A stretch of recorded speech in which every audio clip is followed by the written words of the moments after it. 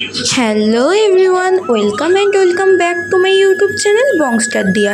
তো তোমরা সবাই কেমন আছো? তো তোমাদের তো আগের ভিডিওতেই দেখিয়েছিলাম যে আমি দীঘায় এসেছি, আর দীঘায় এসেছি দীঘার ফেমাস জগন্নাথ মন্দির দেখবো না তা কী করে হয়।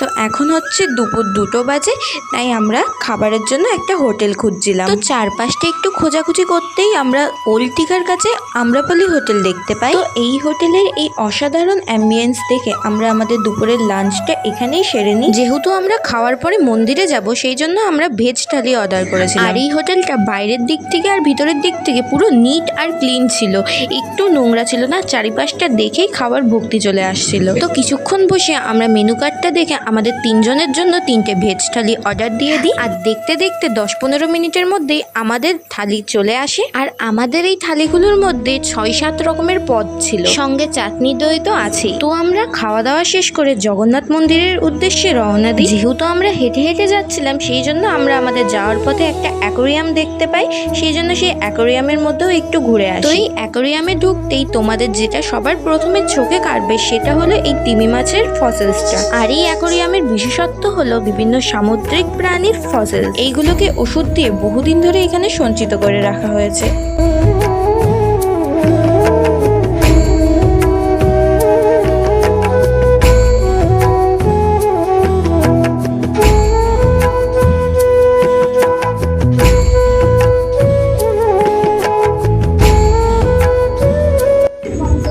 অ্যাকোরিয়াম থেকে বেরিয়ে আর কিছুটা পথ হেঁটে আমরা আমাদের জগন্নাথ মন্দির দেখতে পেয়ে যাই। আর এই মন্দিরের তোমরা দূর থেকে দেখো বা কাছ থেকে দেখো, এর সূক্ষ্ম কাজ তোমাদের নজর কাড়বেই। তো স্যান্ডেল কাউন্টারে আমরা আমাদের জুতোগুলো রেখে জগন্নাথ মন্দিরের ভিতরে প্রবেশ করি। আর তোমরা এইখানকার দীর্ঘ ব্যারিকেডগুলো দেখলেই বুঝতে পারবা যে এখানে প্রতিদিন কত ভ্রমণকারীরা এই জগন্নাথ মন্দির দেখতে আসে। তো মন্দিরের ভিতরে প্রবেশ করতে করতে হালকা হালকা সন্ধ্যাও নেমে এসেছিল। আর এখানকার লাইটিং আর সূক্ষ্ম পাথরের কাজ সত্যি অসাধারণ ছিল। তো আমি এর আগের বছরে মানে 2025 সালে এসেছিলাম, তখন এই মন্দিরটা পুরোটা কমপ্লিট হয়নি।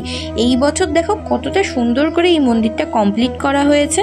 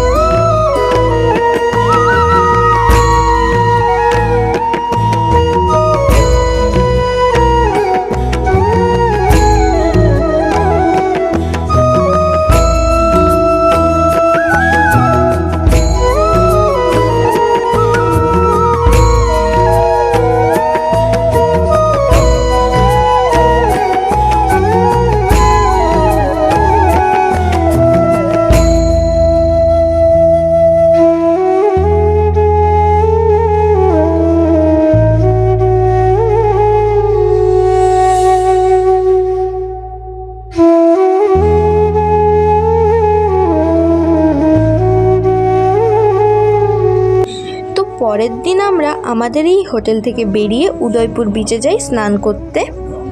তো আমাদের হোটেলটা যেহেতু ওল্ড দীঘার কাছে ছিল, সেই জন্য আমরা ওখান থেকে টোটো ধরে উদয়পুর বিচে চলে আসি। তো উদয়পুরে এসেছি আর এখানকার ফেমাস কাঁকড়া খাবো না তা কী করে হয়, তাই জন্য আমরাও আর সবার মতো করে 1 প্লেট কাঁকড়া আর 1 প্লেট ভোলা মাছ অর্ডার করে দিই। আর তোমরা যারা এখানকার কাঁকড়া খেয়েছো তারা তো জানোই এখানকার কাঁকড়ার টেস্ট কতটা ভালো হয়। বিচের ধারে এসে এই টেস্টি কাঁকড়া খেতে খেতে সি ভিউ উপভোগ করা সত্যি স্বর্গ। তো যাই হোক, অনেকক্ষণ টাইম স্পেন্ড করার পরে আমাদেরও বাড়ি ফেরার সময় হয়েই আসে। তো এখানে এসে আমি আমার স্নান করার ক্লিপগুলো একটুও নিতে পারিনি, কারণ আমি নিজের ফোন নিয়ে যাইনি।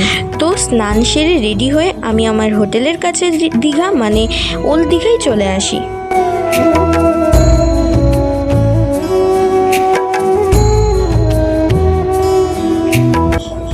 দীঘায় অনেকক্ষণ টাইম স্পেন্ড করার পরে আমাদের বাসের সময় হয়ে যায়, সেই জন্য আমরা দীঘা বাস স্ট্যান্ডে চলে যাই। আর এই দেখো এখানে আমাদের বাসটাও দাঁড়িয়ে রয়েছে।